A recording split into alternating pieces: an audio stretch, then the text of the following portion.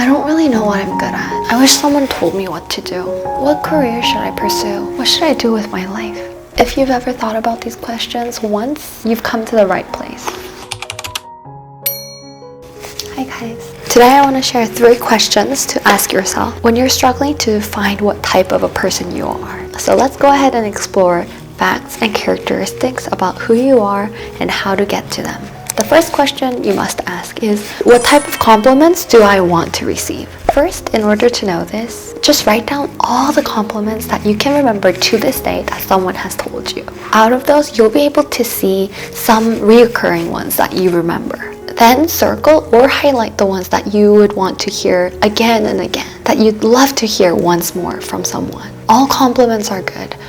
Anything from, oh, I liked when you did this for me, or you seem to be good at this. I appreciate that you did this for me. I love this about you. Read them over slowly, one by one, and double check and see which one actually made you the happiest while reading it. Those compliments are the ones where you think highly of yourself and where you actually put your effort in. These are the ones where you would want to be recognized for. When you can gauge what type of a compliment that touched you the most, you'll be able to have a sense of what you like to do and what you would like to do for a career and how you can incorporate that into your life. So let's say for this person A, people have told her, you write really well, you have a really good sense of style, and you have a really warm heart. And let's say this person A thought that this number 2 compliment touched her the most, and that was when she felt the happiest. For a different person B, it might be the first compliment. For another person, it might be the third. Even if a person receives the same compliments,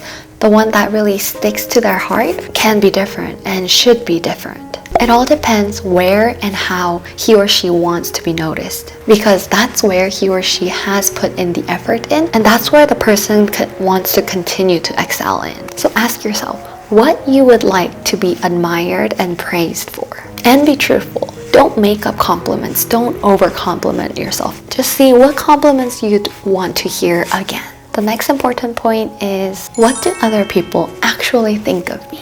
Seeing what kind of an idea other people have of you is as important as what you see in yourself. It says a great deal about who you are, especially those comments coming from people who've known you over a long period of time. They notice those strengths and weaknesses that you might not know yourself. So go ahead and ask them, ask away. Text your friends, your siblings, your parents, your partner. Hey, what kind of a person am I?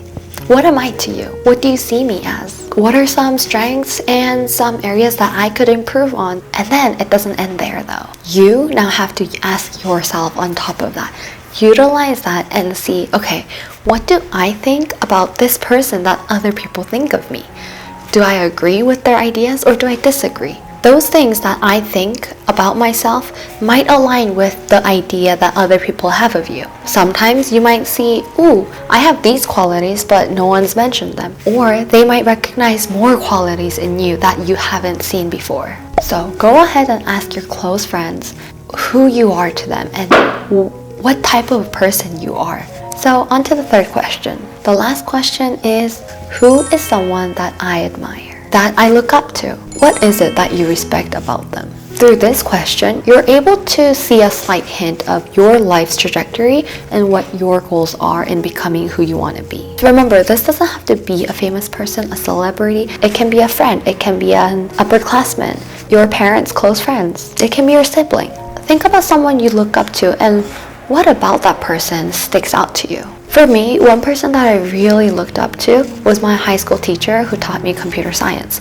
It wasn't the matter of subject that came out to me, it was how hospitable he was and how he passed on the knowledge he had about finance, about tech to everyone around him. He was just kind of like a walking evangelizer of what he thought was true and what he thought was good. He didn't have anything fancy, but he did have a room full of snacks, full of drinks, and he was just so hospitable to anyone who would come into his office.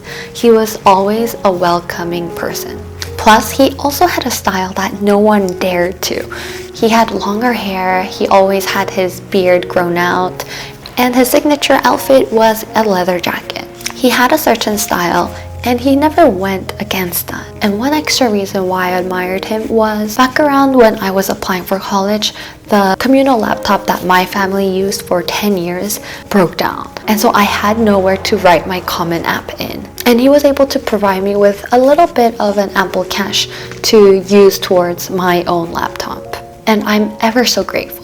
He was someone that recognized other people's goals, and if he was able to, he would really give all he could, all his time, all his effort, and his financial means. So when I reflect on this, the person that I admire has these characteristics. I admire someone who is giving, someone who has hospitality, a whole heart to share, someone who recognizes and gives all he can to help that person reach his or her own goal. So ask yourself, what is it that you admire in a person, and who do you admire? So I covered these 3 questions today. What compliments do you think highly of? What do other people think of you, and what do you think about that? And who is someone that you think highly of, and why?